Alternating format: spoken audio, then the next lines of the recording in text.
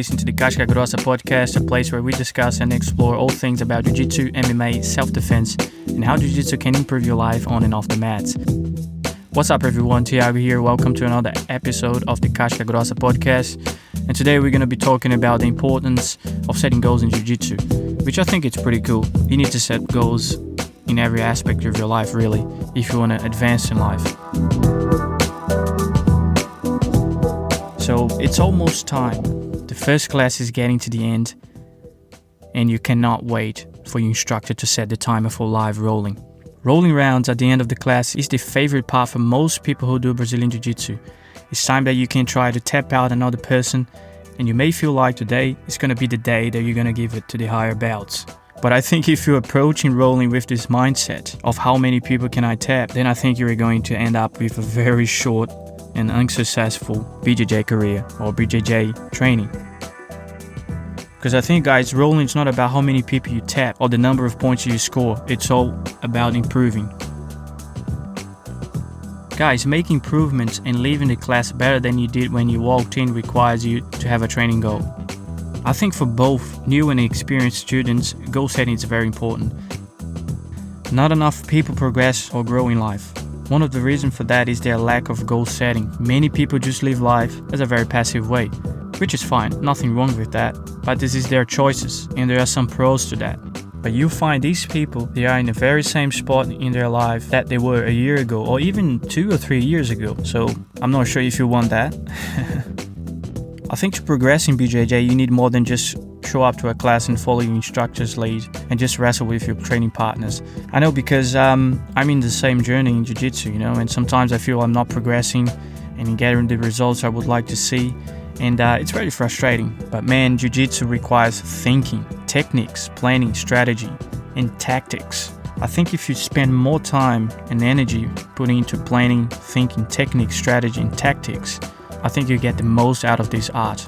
I'm 100% with you that nothing will substitute rolling. If I go to training and I don't roll, I don't feel good about myself. I don't feel that I'm improving. And rolling, going to porrada, it's the best way to learn, to get yourself smashed by the higher belts.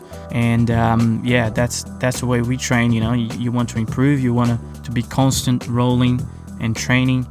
Also, I think the thinking part, the technique, the strategy, and the tactics are very important for your progress in BJJ. So goal setting is a perfect tool for that. Maybe check where you are in BJJ today, be realistic and honest, and think about where you want to be in 6 months' time or a year time. Set some goals, make a game plan and execute it. So it doesn't have to be complicated, It's also helps you to create a sub-goals to bring you towards your end goal. So the sub-goals, they act like a little checkpoints, as well as giving you extra motivation to keep you moving forward.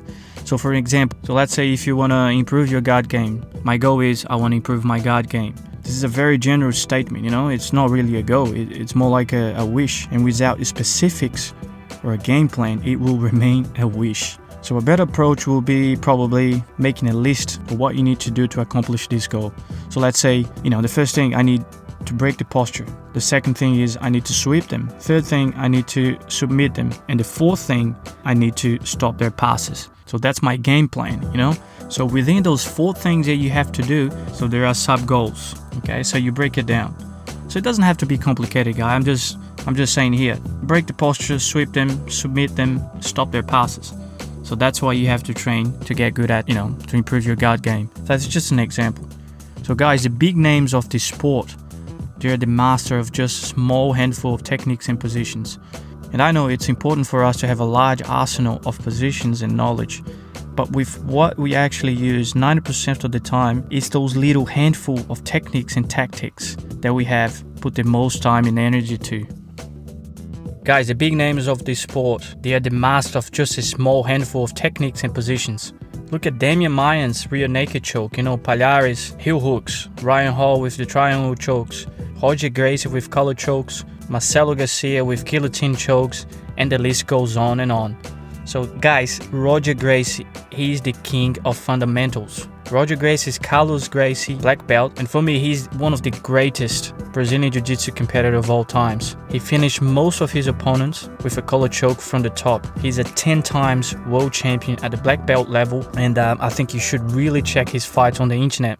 I think actually he's a 14 times world champion on a different belts, and 10 times in the black belt. Yeah, I think that's it. So when defining your goal, always remember that everything we do requires time. So when we establish goals, consider the amount of time you must spend to achieve your goal, because they're all about time.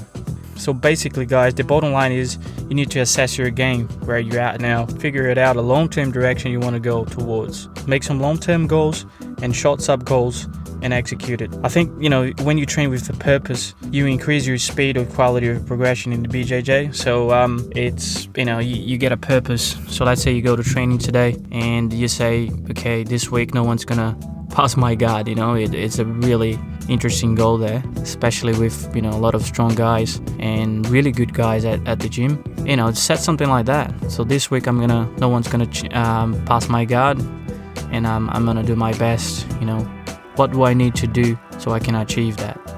I need to train scissor sweeps, I need to train hip escapes, or I need to train all my cardio, all my strength, to support all that pressure, people stacking you, trying to pass. So you have to figure it out yourself, and always try to communicate. Always communicate with the instructor or someone who knows a little bit more about the position.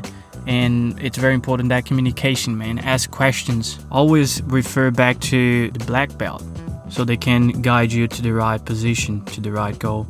So yeah, for me sometimes I see some deficiencies in my jiu-jitsu, and I start thinking, oh, hang on, this is because I didn't adjust this position here. That's because I didn't hip escape enough here to get out of this position, or I didn't adjust my armbar. When I go back to basics, I see things more clear. And the advanced positions, I really want to learn them, but I don't go straight to them. So within the advanced positions, so what's my base? What's my foundation there to get to that position? That's my humble purple belt opinion here.